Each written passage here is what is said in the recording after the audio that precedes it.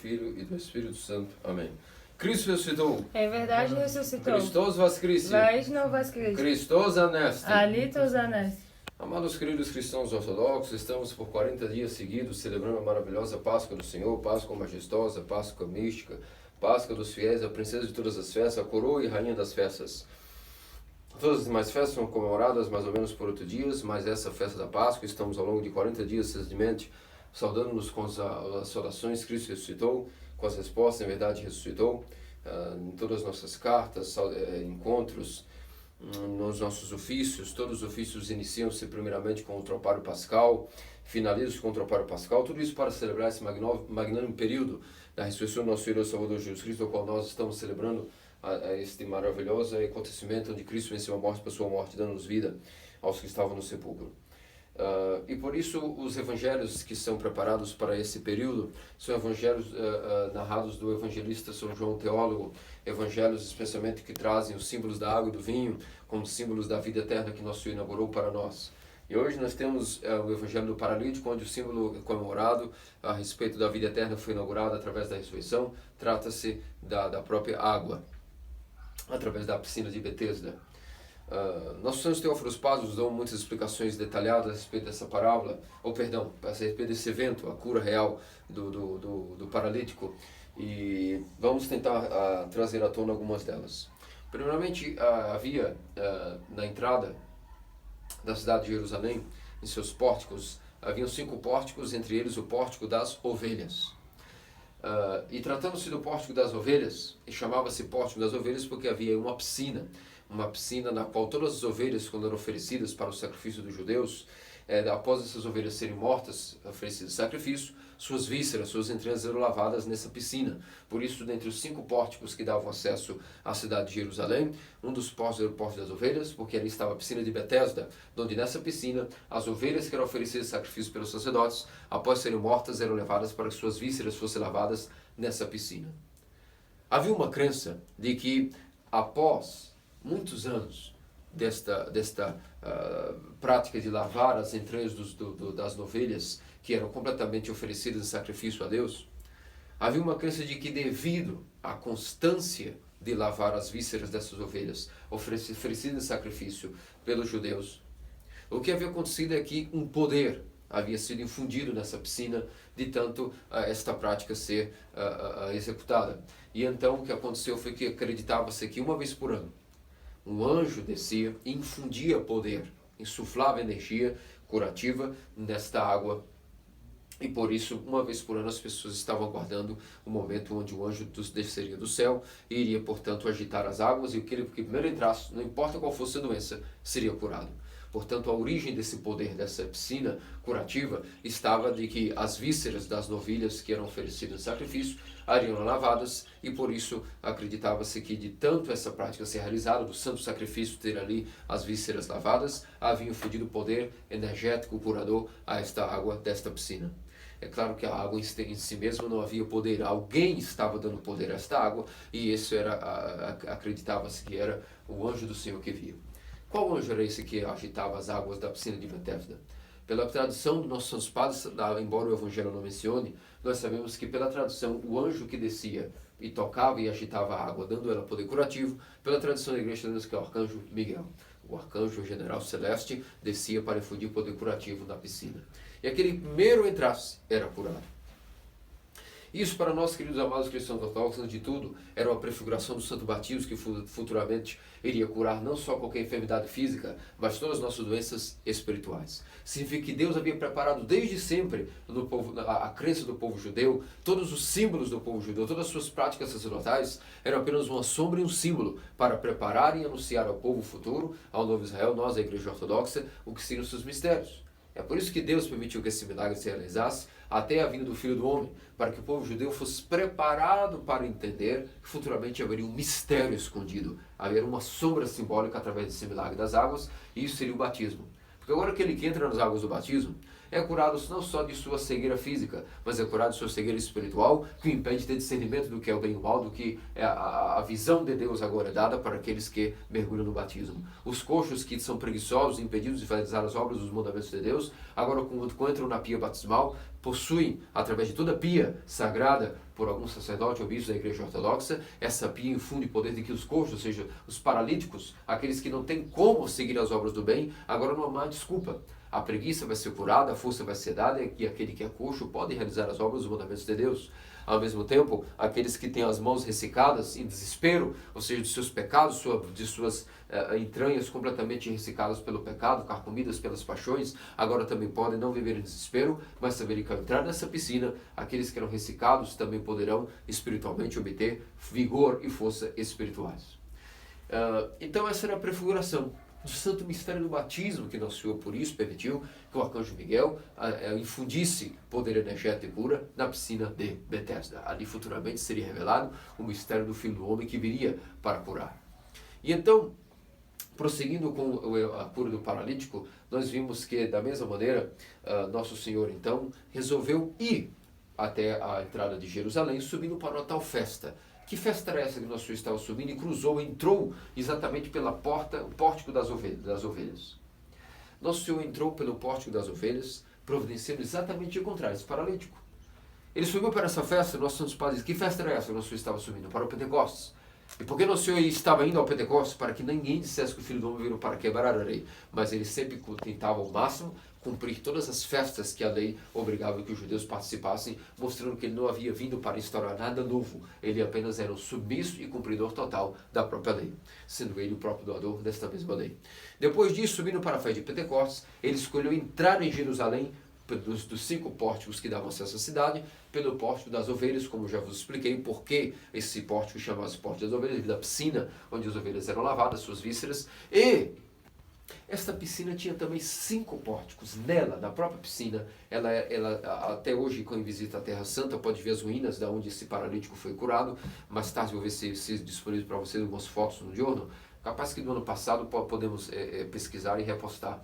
Onde as ruínas de onde o paralítico foi curado, as ruínas da piscina de Betesda ainda existem para quem visita a Terra Santa, e vemos que sobre essa piscina, as piscinas eram enfeitadas como que fosse com pergolados, com pórticos para que ficassem belas, e essas piscinas, essa piscina de Betesda especificamente, tinha 5 pórticos que enfeitavam ao redor dela.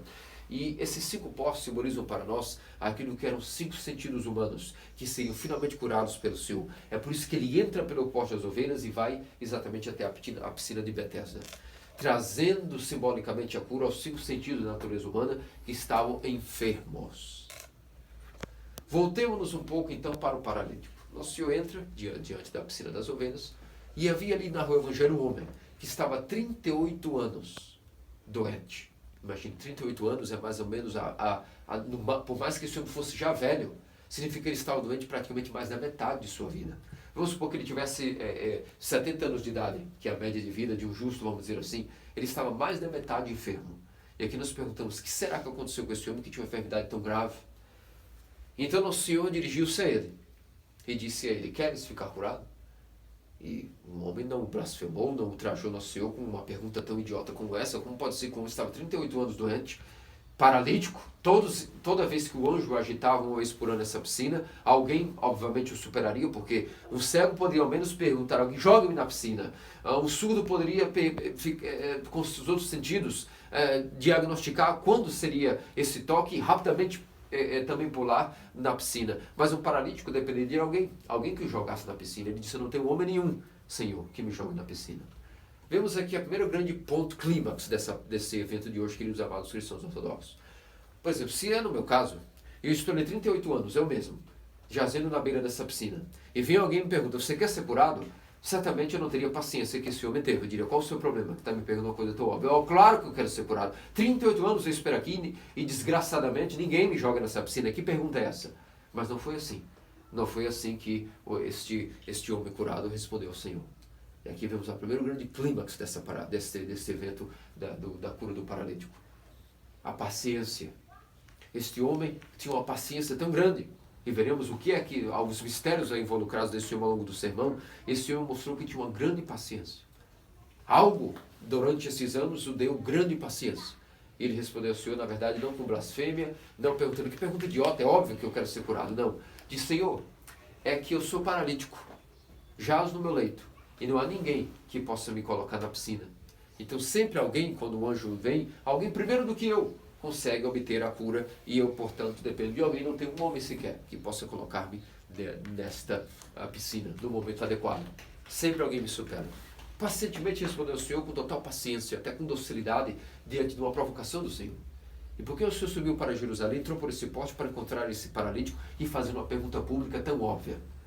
Porque ele queria justamente, além de não desagradar a lei, cumprir, subir para a festa de Pentecostes, ele também queria atrair muitas pessoas para aquele milagre que ele iria realizar de maneira sutil, para que as pessoas vissem o tal sinal. E então ele responde ao paralítico dizendo, não queres que então que eu te coloque? Quero que te coloque diante da piscina no momento adequado? Como posso ajudá-lo? Não, ele só disse, ok, levanta-te, toma o teu leito e anda. E naquele mesmo momento o homem ficou curado, tomou o seu leito, para que todos vissem que não era uma ilusão, que não era um tipo de truque, de feitiço, mas que um paralítico que levanta e toma o seu leito, todos viram que a cura foi real. O homem que 38 anos estava ali como mendigo, como pobretão, agora levanta, toma o seu leito. E todos viram que se ele levantou, se o seu corpo se enrijeceu novamente, e ele carregou até o seu leito, é que a cura de fato foi efetiva. E então todos puderam ver que Jesus realizou ali uma cura impossível de ser realizada, apenas pelo poder de sua palavra, mostrando que apenas o Criador pode curar pelo poder de sua palavra. Os profetas curavam por oração e depois suplicando a Deus, e então Deus realizava milagres. Mas esse não é um profeta, mas sim o Messias, que apenas pelo poder da sua palavra realizou a cura, pelo poder vivificante que jaz na palavra, infundida do verbo de Deus. Portanto, naquele momento, então, nosso Senhor rapidamente desaparece, para que a fama e vanglória não seja colocada sobre ele. E ele também diz, queres que eu te cure? Não, não disse, foi isso que ele disse ao paralítico. Humildemente, nosso Senhor disse, levanta-te, toma o teu leito e anda. E antes a pergunta que ele fez foi, queres que eu te cure? Não. Queres ser curado? Ele não disse que queres que eu te cure para de maneira alguma trazer soberba para si mesmo, ensinando sempre em todo detalhe a humildade. A sempre estarmos procurando não atribuir nada a nós mesmos, mas todo feito à graça de Deus. Ele mesmo que era Deus, assim agia para ensinar-nos a total humildade. E então nosso Senhor desapareceu rápido, quando curou o paralítico não sabia que era a identidade de Jesus, não sabia tampouco que aquele homem era Jesus, nem Deus, nem o Messias, apenas sabia que era um homem que o curou. E esse homem, como era piedoso, correu para o templo. Correu para o templo para agradecer a Deus pela cura. E aí vemos que esse homem, portanto, era um homem piedoso. Um homem que até então adquiriu, ao longo de sua paciência de 38 anos, uma grande piedade. Não foi depois de 38 anos, imagine quantas coisas passeiam por nossas cabeças. Após 38 anos parados, nós podemos ir comer, beber, procurar alguma fanfarra, algum divertimento, algum entretenimento, ver os parentes. Mas esse homem era tão piedoso, ou tornou-se piedoso ao longo de 38 anos de tanta enfermidade, que a primeira coisa que ele fez foi ir ao templo agradecer a Deus. E lá no templo, então ele encontra Jesus. E quando ele reconhece Jesus, obviamente, nosso Senhor se dirige a ele, discretamente, como que passa por ele e diz ao seu lado, não peques mais, para que algo pior não te suceda. Silencioso e discretamente, nosso Senhor como que o encontra no templo e sussurra para ele, cuidado, não peques mais, para que a coisa pior não te suceda. E ele ficou sabendo então que o que o curou era Jesus. Então, amados queridos cristãos ortodoxos, vamos agora continuar sondando os pontos chaves deste evento. Nosso Senhor curou o paralítico. Primeiro eu disse que foi a grande paciência deste homem, que não ficou de nenhuma maneira aborrecido com a pergunta do Senhor, óbvia que era. E aqui vemos Nosso Senhor revelou qual era a origem da doença desse homem há 38 anos. Algum pecado esse homem havia realizado, que como consequência ele ficou enfermo. E por isso o Senhor disse, não peques mais, para que alguma coisa pior não te suceda. Amados queridos cristãos ortodoxos, aqui nós temos que destilar para nós, como néctar, toda a doutrina de nossos santos teófilos padres a respeito das doenças e o que elas significam segundo a ótica, a visão de nós cristãos. Qual é a origem das doenças? Qual é a origem das enfermidades? Toda nossa doença, todas as nossas enfermidades têm origem senão no pecado. Quando Deus criou o homem no paraíso, não existia doença, não existia tristeza, não existiam guerras, não existiam perseguições, não existia todo tipo de quebra da lei. A lei jazia no coração de Adão, e Adão, lendo a lei no seu próprio coração, não havia livros, não havia nada, a lei era lida pelos seus olhos espirituais do seu próprio coração, por isso ele era dotado de vida eterna, porque cumpria os mandamentos livre e voluntariamente, e tinha alegria. Quanto mais cumpria o mandamento, mais saudável ficava. O que significa ser saudável na linguagem ortodoxa? Cheio da graça de Deus, sem paixões na apatia, apenas dotado do amor de Deus. E esse amor de Deus era suficiente para que toda a harmonia do seu ser, a mente estava submetida não aos sentidos, mas ao coração. E os sentidos eram submetidos à mente porque tratávamos de um homem racional e não uma besta que tem os sentidos dominando e não a mente no ser irracional da besta. É por isso que quando o homem peca, houve uma grande desarmonia. Sua mente foi desconectada do coração, sua mente foi escravizada pelos sentidos, e essa desarmonia natural gera no homem enfermidades. A primeira delas, a morte, pois é a separação de Deus devido ao pecado, que é uma separação de Deus, e como consequência do salário do pecado temos a morte. Porque todo aquele que se separa de Deus pelo pecado está separado de Deus. Logo, se está separado de Deus, não tem vida, porque a única vida é Deus. Também terá tristeza, porque a única felicidade que existe é Deus. Também não terá mais força de amar ao próximo, porque a única força de amar ao próximo é Deus. E aí nascerá todo tipo de desejos, todo tipo de assassinatos que já nascem no coração do homem, e haverão guerras, ganância, e todo o caos entrou dentro do cosmos. Isso se deu devido ao pecado. Então a origem da doença, assim como nosso Senhor disse ao paralítico, não peques mais, para que a coisa pior não te suceda. Então ele revelou que a origem dessa doença no paralítico foi o pecado. Mas aqui revela-se toda a doutrina ortodoxa sobre o que são as doenças e como nós vemos as doenças. E o que são as doenças então, meus irmãos, queridos cristãos ortodoxos, sob a ótica cristã? As doenças para nós não são coisas malignas. Deus não cria nada mal, e nem criou nada mal, e nem criou doença no paraíso. Entretanto, as doenças, assim como a morte, o pecado utiliza do aguilhão da morte para colocar-nos o seu domínio, as suas paixões e a sua corrupção, Deus utiliza deste cataclisma, vamos dizer assim, deste defeito da criação, ele utiliza isso por amor e muita misericórdia e compaixão. Ele utiliza o próprio efeito reverso para nós, para a nossa própria salvação. E como se isso dá? Uma vez que o homem jaz doente devido ao pecado, nosso Senhor utiliza a doença para corrigir aqueles que Ele ama e que sabe que são passivos de correção. Então, qual a origem das doenças? O pecado. Deus não criou a doença, Deus não criou enfermidades, elas são fruto e originárias do pecado. E esse homem ganhou uma paralisia por 38 anos devido ao pecado. Agora pensemos, que tipo de pecado será que esse homem cometeu? Que foi ocasionador de que ele ficasse quase metade da vida completamente paralítico. O que será de nós devido aos nossos pecados? Vemos que esse homem era até piedoso, mas devido ao pecado jazeu 38 anos no leito. E nós, que nada temos de piedade, o que será de nós? E se nós não temos as doenças, não é uma boa notícia tampouco para nós ainda. Significa que por algum motivo, talvez nós estamos completamente impedidos, por alguma dureza de coração, da visita de Deus. Porque segundo nossos santos padres, as doenças são remédios, dos quais Deus nos visita para a nossa própria cura espiritual. E aqui chega um grande segredo da doutrina de nossos santos padres. Como é? Vocês podem perguntar. O que tem a ver, Padre Joaquim, o que tem a ver que doenças físicas vão ajudar alguém a curar doenças espirituais? O que tem a ver isso? Explique-nos como pode ser que uma pessoa sofrendo no corpo, acaso Deus quer que alguém sofra? Como os protestantes e alguns parentes nossos perguntam, não, mas essa sua doutrina é muito escandalosa. Deus nunca quer o mal de ninguém, Deus é bondoso, Deus é o amor, e Deus, como pode dizer que agora a doença é um remédio de Deus?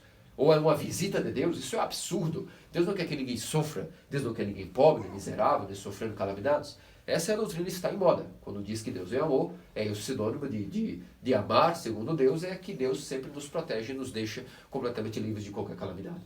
E ser abençoado por Deus significa também que Deus abençoou alguém. Significa que essa pessoa está isenta de calamidades, pobreza, sofrimentos, tribulações, tentações da família, tentações dos parentes. Tudo isso é para os malditos e os pecadores. Pois bem, então como pode ser que uma doença física tem relação, consegue tocar o espírito? Como se dá isso? Nossos santos padres nos ensinam a seguinte questão. Assim como o aço, quando está exposto à umidade, a sol, chuva, ao tempo, oxida. E a única maneira de desoxidar, tirar a ferrugem desse aço, é uma lima, que nós temos que limá-lo, até que novamente a oxidação seja removida e volte a brilhar esse aço. Da mesma maneira, as doenças são capazes de desoxidar o espírito e a alma. e o nosso coração. É por isso que Deus utiliza das doenças, e não só doenças, tribulações, problemas e tentações terríveis que nos visitam, para desoxidar o nosso espírito.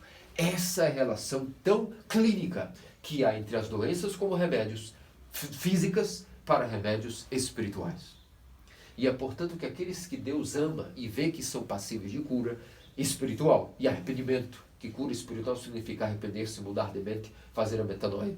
Para essas pessoas que há a possibilidade de se converterem, ou seja, mudarem de mente, nosso Senhor visita-os com tribulações, tentações ou doenças físicas, sim, conforme cada um pode suportar. É por isso que no Monte Athos há um grande ditado que o câncer, por exemplo, é uma fábrica de santos. A paciência, o ânimo que se vê quando uma pessoa contrai câncer, em geral, algo dela muda tanto que ela passa, se era dura, ser mais condescendente. Se era avarenta, passa a ser mais misericordiosa. Se era cabeça dura, passa a ser completamente maleável.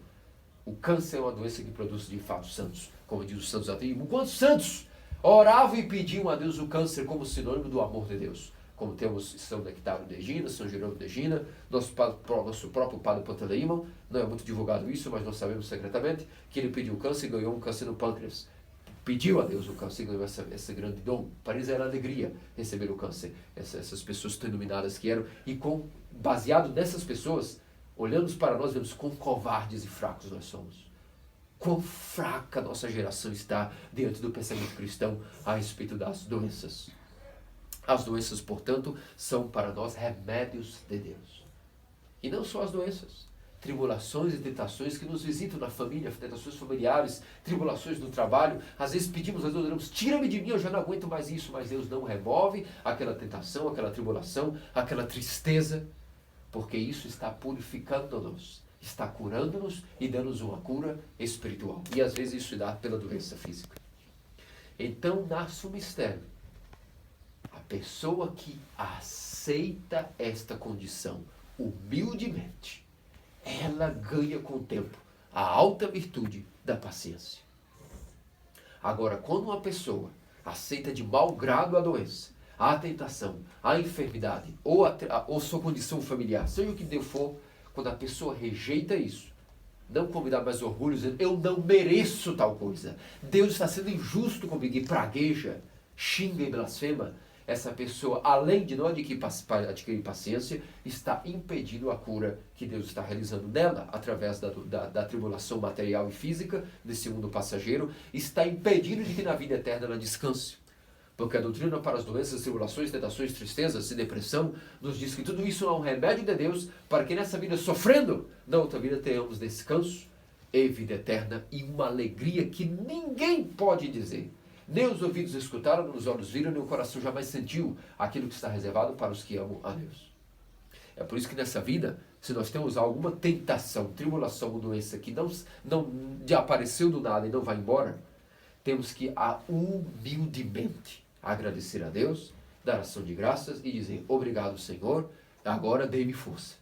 Agora que me deste isso, eu aceito humildemente, mas eu te peço uma só coisa, dá-me paciência.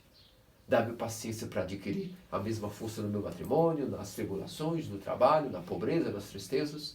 E se for o caso, nas nossas doenças. No câncer. Infinitas enfermidades que podem nos visitar. Essa é a doutrina cristã ortodoxa, que nenhuma outra doutrina cristã guarda, tão clinicamente colocada e traz alívio para nós. Quando nós entendemos pela ótica cristã o que significam as doenças, toda a nossa mente muda rapidamente a maneira como vemos a vida.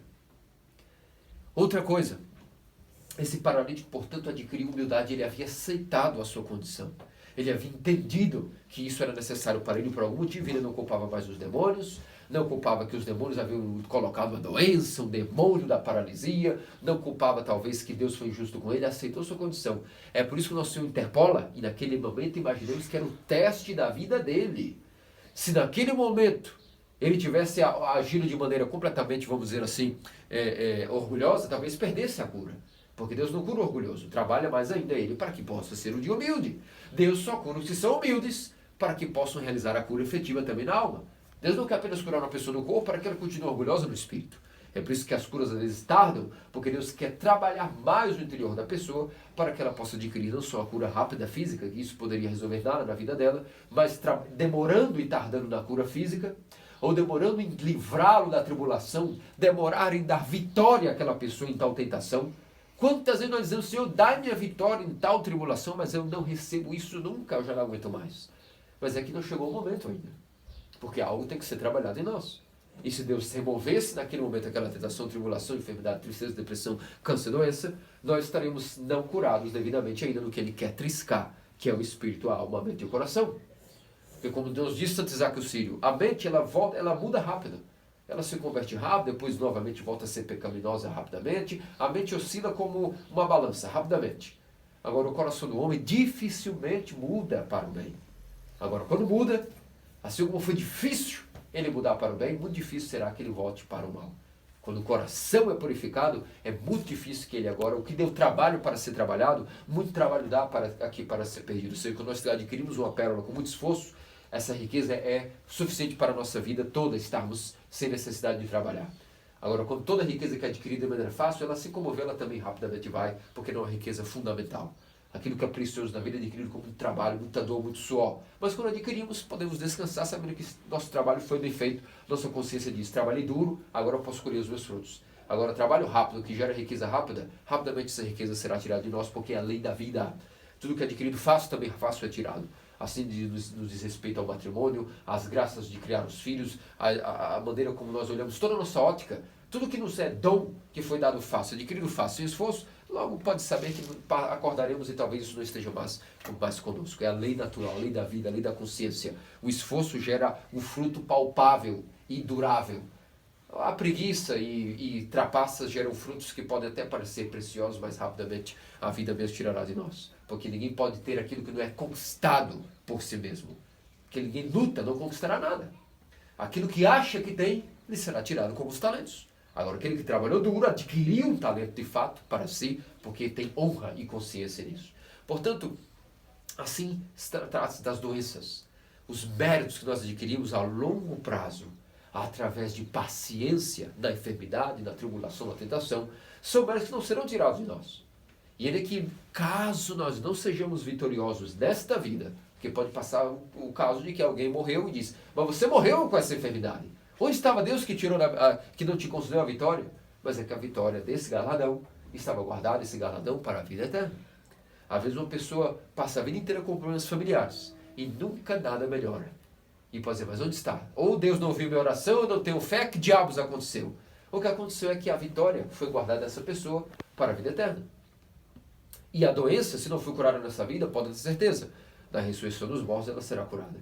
Porque todos ressuscitarão como mártires da doença, como mártires da obediência, mártires da paciência, vão ressuscitar com um corpo que não tem doenças.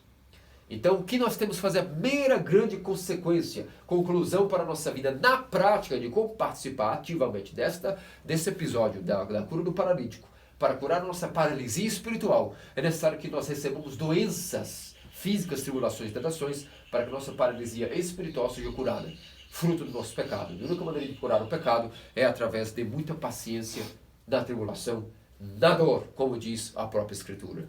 Filho meu, se desejas galgar o caminho do Senhor, prepara a tua alma para a tribulação. E outra passagem, através de muitas tribulações, um justo entra no reino dos céus. Portanto, a atitude número 1 com a nossa doença, tribulações e tentações é humildade em aceitar isso como a nossa condição, saber que Deus sabe melhor do que nós o que nós precisamos. Por algo Deus sabe porque alguém precisa de doença em tal idade, em tal época, em tal tristeza, depressão, ou calamidade, ou tribulação que não passa. Deus sabe melhor do que nós, tudo Deus sabe melhor do que nós. Então a primeira atitude é blindar-nos com humildade e dizer, ok, eu aceito que seja feita a vontade de meu Deus. E depois pedir a Deus paciência. E conforme essa paciência for crescendo em nós, é um sinônimo que a nossa grau espiritual também está sendo melhorado, curado, purificado, assim como a oxidação do aço foi removida com a lima da paciência, assim também a nossa alma passará a ver melhor as coisas segundo outra inteligência. A inteligência segundo a mente de Cristo, um outro mindset, um outro fronema, como diz no grego. A mente dos padres será gerada naquele que é trabalhado pacientemente nas tribulações, nas tentações e nas doenças. E essa vitória, nem que não seja vista aos olhos humanos aqui nesta vida, temos que ter certeza que será nos dada, nem que seja na vida eterna e após o juízo final. Um outro ponto dessa parábola, meus amados queridos cristãos ortodoxos, é entender de que muitas vezes isso se passou não só com pecadores. Às vezes doenças, tribulações, tentações são só apenas maneira de purificar o espírito. Ou seja, atualizar a nossa catarsis. O primeiro degrau da vida espiritual, purificação. Para depois adquirir a visão de Deus. Divina visão, teoria, iluminação. E por último vem a deificação, que é a comunhão total com Deus. Por isso, para adiantar a nossa purificação, para testarmos, às vezes, um motivo também, segundo a conclusão. A maioria das vezes, a origem das doenças, enfermidades, tribulações e tentações é o pecado. Porque nós caímos do paraíso e vamos um mundo atribulado e caótico. Mas, às vezes, trata-se de um teste e prova para o justo. E nisso nós vemos há poucos dias atrás, se não me engano, essa semana passada mesmo, nós celebramos o santo profeta Jó. O santo patriarca profeta Jó era um homem tão justo que não havia homem naquela geração em toda a terra justo como ele. E Satanás então foi e por inveja ao trono de Deus e disse: teu servo Jó só é o mais santo dos homens dessa geração, porque tu abençoaste ele com gado, com bens, com riquezas, com esposa e com muitos filhos. Vamos ver se ele louva o teu nome na tribulação e sem essas coisas. E Deus diz que assim seja o feito. Só não tire a sua alma. Só não trisque da sua alma. Não tire a sua vida, porque não estás autorizado. E então, do dia para a noite, Jó, que era um homem próspero, perdeu seus bezerros, seu gado, suas novilhas, perdeu até mesmo seus filhos. E por último, perdeu a sua saúde. Foi visitado com uma doença incurável, naquela época chamada lepra. E a sua calamidade foi tão grande que o único consolo que ele tinha de ser espraguejado pelos amigos, que diziam: deve ser um grande pecador e deve ter um pecado escondido. Por isso Deus visitou-te dessa maneira. E ele não precisava vangloriar-se. Ele não precisava justificar-se, mas para a glória de Deus, ele disse que não era motivo de pecado isso. Não que ele quisesse se autoafirmar ou justificar, mas no caso dele, para a glória de Deus, ele dizia: não é o caso aqui. Se algum dia meus olhos e meu coração olharam até mesmo uma mulher com desejo, que nesse momento venha agora um homem e se deite com minha mulher, diante de Deus. Imaginemos que tipo de disciplina interior Jó tinha ao ponto de desafiar assim o destino e o próprio Deus. Um homem que até clinicamente por dentro vigiava a si mesmo. E até a sua esposa foi espraguejá-lo e blasfemá-lo, dizendo: para que ainda perdes tempo adorando esse teu Deus? Esse Deus já te esqueceu há muito. E ele disse: mulher, falas com uma louca. Por que devemos louvar a Deus apenas somente nas bênçãos? Mas por que não também nas tribulações? Deus deu, Deus tirou. Bendito seja o nome do Senhor, agora e pelos séculos dos séculos. Amém. Essa foi a oração de Jó. Significa que até os justos são provados. E quando recebem a provação com paciência, mais ainda a coroa de suas virtudes é elevada diante dos demônios, diante dos seus inimigos, e a glória de Deus é manifestada neles mais e mais. E por último nós podemos pensar: mas e os ímpios? Quantos ímpios, corruptos, ladrões, políticos, malfeitores, não vemos que possuem uma vida ruim, não possuem pobreza, não possuem enfermidades, a vida deles parece não ter problemas. E quando nós vemos essas pessoas, elas realmente parecem estar felizes. Meus amados cristãos, nós não caímos nessa hipnose de Satanás. Quando alguém possui uma vida muito boa, sem problemas, desconfiem de cara, que significa que por algum motivo Deus não se manifesta com doenças e não visita essa pessoa com calamidades, porque já visualizou que essa pessoa não vai mudar. Que ela tem um coração tão petrificado que até o misericordioso dom de Deus não pode mudar essa pessoa, que ninguém muda se não quiser. Então Deus, como é Pai e bondoso, nesta vida beneficia a pessoa com todos os sucessos. Porque na próxima vida saberá que essa pessoa será condenada por si mesmo à separação com Ele. E como Ele é tão bondoso, Ele não aguenta não abençoar até os ímpios e réprobos. Deus não quer, já sabendo que por toda a eternidade não poderá abençoá-los, como é um pai de coração mole e compaixão, abençoa essas pessoas terríveis nesta vida, a menos com o que podem. Dizendo: já que na vida eterna não há bênçãos, não há bem-aventuranças, não há deificação, ao menos nessa vida, enquanto tu estás aqui, dormindo com tua alma, toma tudo o que quiseres. É o que eu posso fazer por ti, ó filho. Eis o coração de pai. que sabendo que os corruptos e réprobos não serão abençoados nunca na vida eterna, ao menos abre as comportas da misericórdia nessa vida. Percebe? Qual é o verdadeiro significado de bênção ou doença, saúde ou enfermidade, segundo os nossos santos padres? Qual é a doutrina que explica isso? Digam. Qual é a doutrina que vai nos explicar isso com tanta sobriedade, nos dando total sentido à vida? Quem raciocina dessa maneira não encontrará sentido em sua vida. Olhará para si, verá seu passado, seu presente e se preparar para o futuro da melhor maneira, aceitando sua condição com humildade para adquirir paciência, ou rebelando-se e impedindo os dons de Deus, o trabalho de Deus na economia da salvação. Porque há uma sinergia que Deus quer atuar no homem, mas ele também tem que aceitar com humildade a condição que Deus quer dar para deificar uma pessoa. E Deus sabe melhor do que cada um de nós o que cada um de nós precisa para entender os segredos desta vida, os mistérios da própria vida. E aí seremos sacudidos para cima e para baixo, ou no fogo e no frio muitas vezes. Mas o resultado, se somos humildes e pacientes, será a mentalidade de Deus, a mente de Deus, a comunhão com Deus. E quando adquirimos a mente de Deus, aí estamos prontos para ter uma núpcia com Deus. Porque ninguém pode ter uma núpcia com alguém que não tenha a mesma mente. Por isso, para ter a vida eterna, ao menos nessa vida, assumamos as condições que Deus nos coloca voluntariamente, para que, adquirindo a paciência e a mente dos pais, a mente de Cristo, o fronema, possamos na vida eterna ter uma núpcia com o Cordeiro. Por fim, essa parábola não pode ser entendida apenas nessa questão que vos ensinei aqui, de maneira apenas literal, e também maneira, como posso dizer, alegórica, que vos ensinei aqui, todas as alegorias até agora, essa parábola. Essa parábola também tem um sentido místico profundo. E aqui tentaremos dizer, com a graça de Deus, o significado místico dessa parábola. Em primeiro lugar, a piscina das ovelhas representava a pia batismal, no qual todos os cristãos ortodoxos seriam batizados. Significava o batismo de Cristo, que como um cordeiro foi submetido a João Batista. E no Jordão foi dito, eis aí o Cordeiro de Deus que tira o pecado do mundo.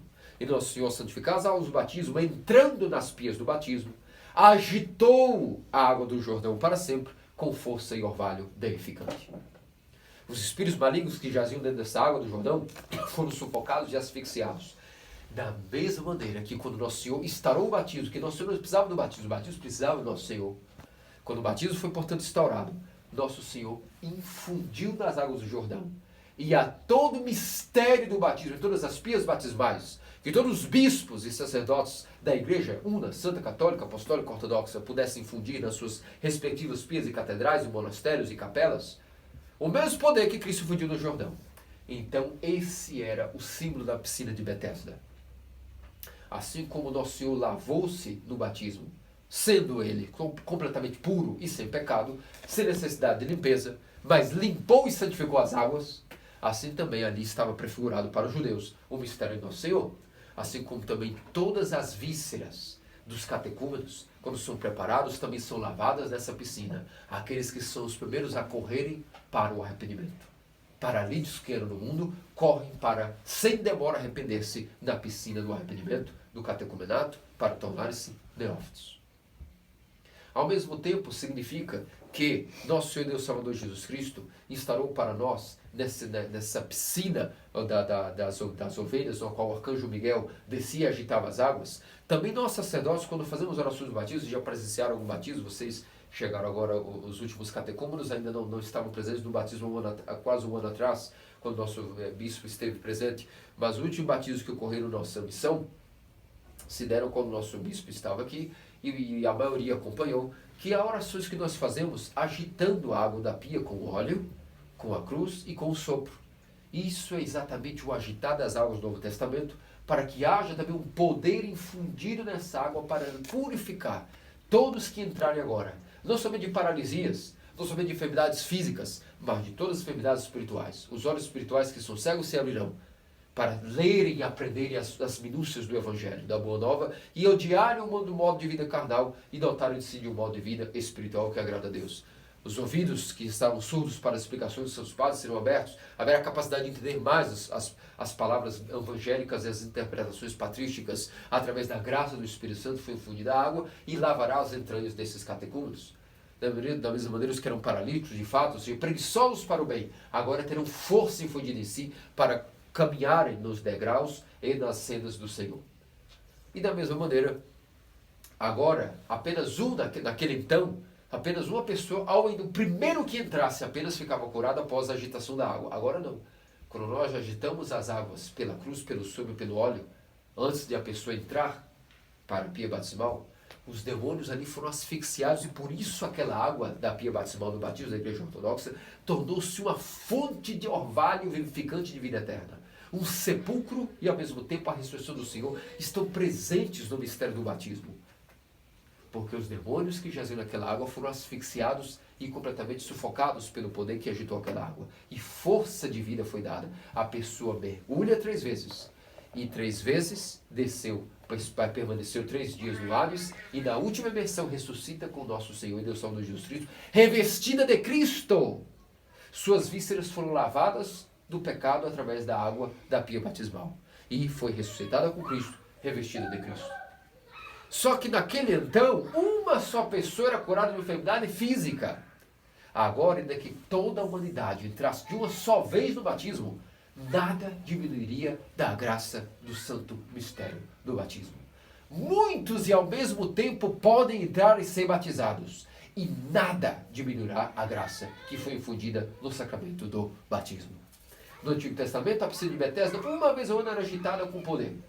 Para agora, na Nova Jerusalém, a Nova Sião, a Igreja Ortodoxa, para sempre os mistérios da Igreja Ortodoxa estão ativos. E o primeiro deles, que é o batismo, a porta de entrada para a igreja, sempre está disponível a quem quer que queira entrar. E curará não só uma ou 2 enfermidades, mas todo o ser humano. Da mesma maneira, essa parábola misticamente representa-nos, da mesma maneira, aquilo que é o mistério do arrependimento. Aquele que não tarda para entrar na piscina, ou seja, qual é o dia do arrependimento? Hoje e agora. Nós não podemos adiar o momento de mudar a nossa mente.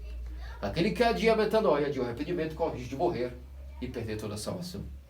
É por isso que aquele que não tarda, ou seja, aquele que é o primeiro a entrar, a mergulhar na piscina de lágrimas de arrependimento, as lágrimas, que são o dom que Deus nos dá para arrepender-nos, são simbolizados também pela piscina de Betesda. Agora, o primeiro que chora e bate no peito, lavando seu rosto com lágrimas, soluçando e gemendo, ao clamar para o anjo do grande conselho que vem agitar essas águas. Quem é esse anjo do grande conselho? Do Pai, que pode vir e agitar a nossa piscina, essa mística piscina. O que é essa piscina de Betesda que está dentro do homem? A qual o anjo do grande conselho tem que descer e agitá-la para que ela possa realizar o milagre de que o primeiro que entrar nela seja curado. O anjo do grande conselho é nosso Senhor e Deus Salvador Jesus Cristo, o Messias, o Verbo do Pai, dotado de compaixão, que se fez homem, e através só da invocação de seu nome, nós temos a graça de adquirir arrependimento. Quanto mais invocamos o anjo do grande conselho, Senhor Jesus Cristo, Filho de Deus, tem pena de mim que sou pecador. O anjo do conselho desce até a piscina de nosso coração e agita com o poder de sua palavra as águas do arrependimento. E é por isso que brotam lágrimas. Brotam lágrimas dotadas de poder curativo.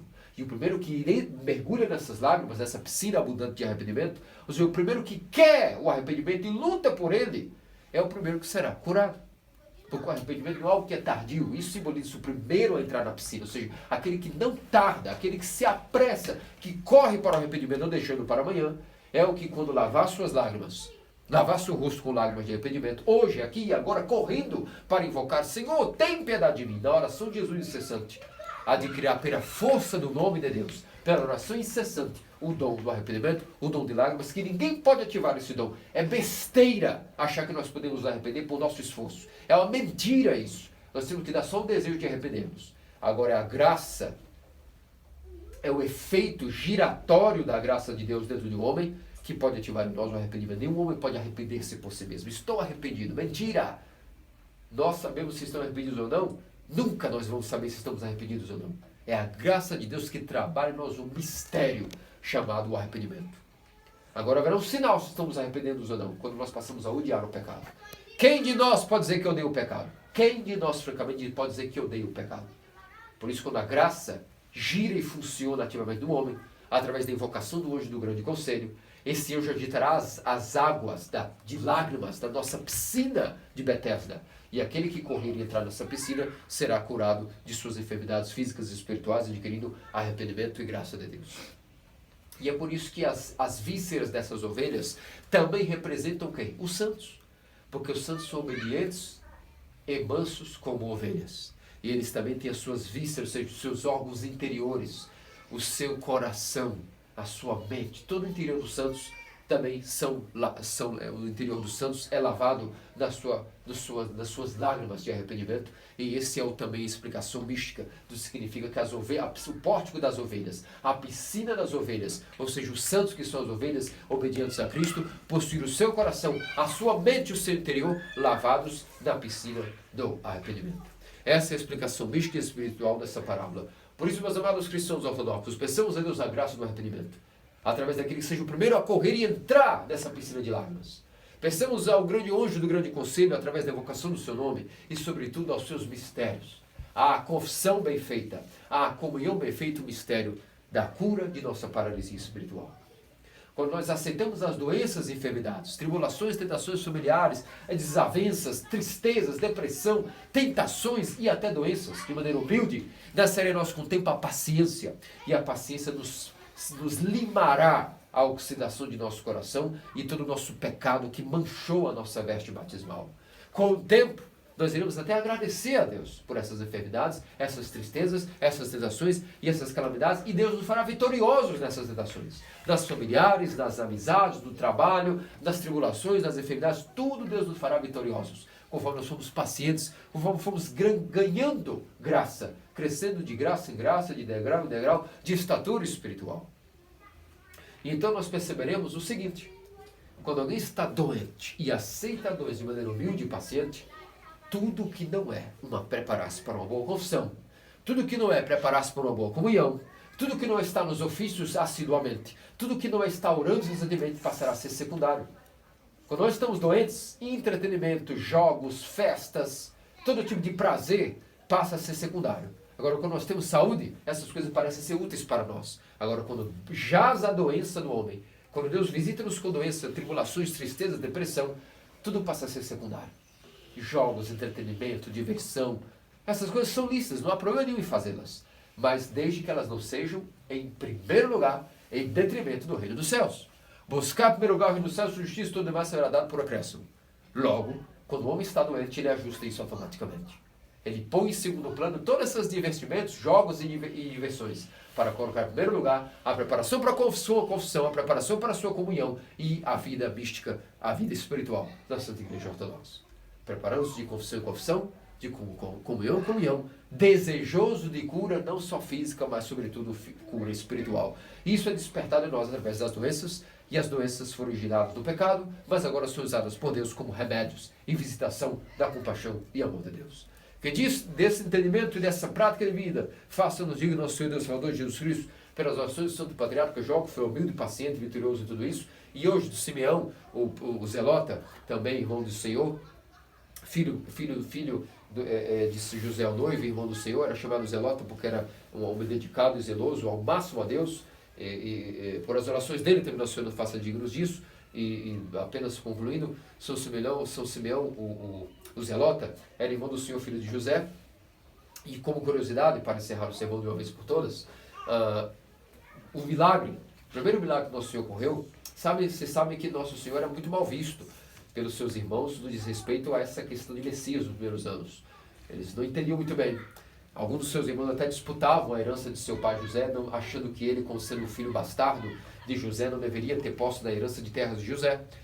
Mas cada um deles foi entendendo que nosso Senhor é o Messias. E como Simeão Zelota, que hoje é comemorado, o apóstolo dos 12, entendeu que nosso Senhor é o Messias. O primeiro milagre de Jesus, através da intercessão da sua Santíssima Mãe, Senhora Total, Senhor Virgem Maria, ocorreu na casa, em Caná da Galileia, na casa de Simão, ele era de Caná da Galileia.